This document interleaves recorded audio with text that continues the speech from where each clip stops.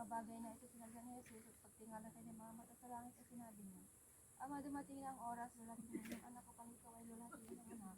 Yan ay binigay mo sa kanyang kapamalan ng lahat ng laman at ang bigyan ng buhay. Sila binigay mo sa akin, tinupad nila ang iyong salita.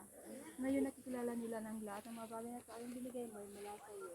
Sapagkat ang salitang sa akin binigay ko sa kanila at kanilang tinanggap. At nakilala nilang tunay ng buhat sa'yo, nagsipaniwala ikaw ay nagsugo sa akin. Iginadalain ko sila hindi sa sanlibutan ay iginadalain ko kundi ang mga sa akin binigay mo sapagkat sila iyo. At ang lahat mga bagay ay yung mga iyo, aking akalumanhati sa kanila. At wala na ako sanlibutan, mga ito sa sanlibutan.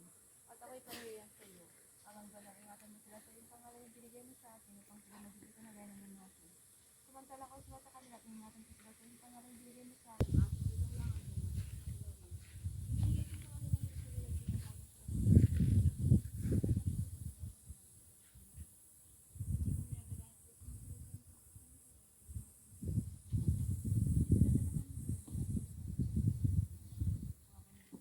God.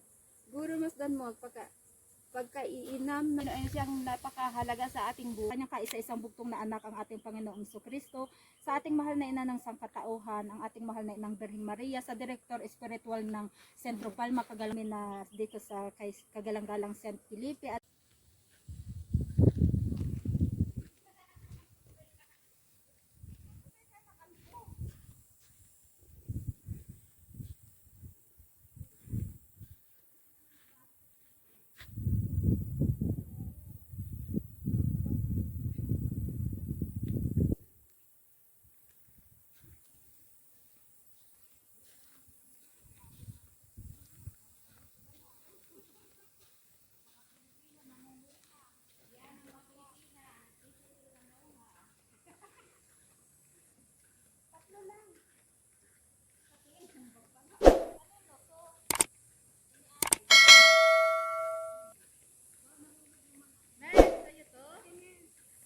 kanina ko pa yan nakita dyan.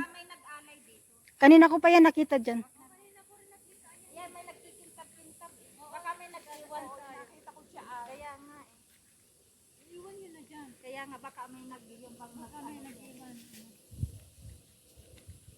Hinihingi ng mga espiritu yan, kaya Ganyan mo ko. kaya Wala may kamera? ha?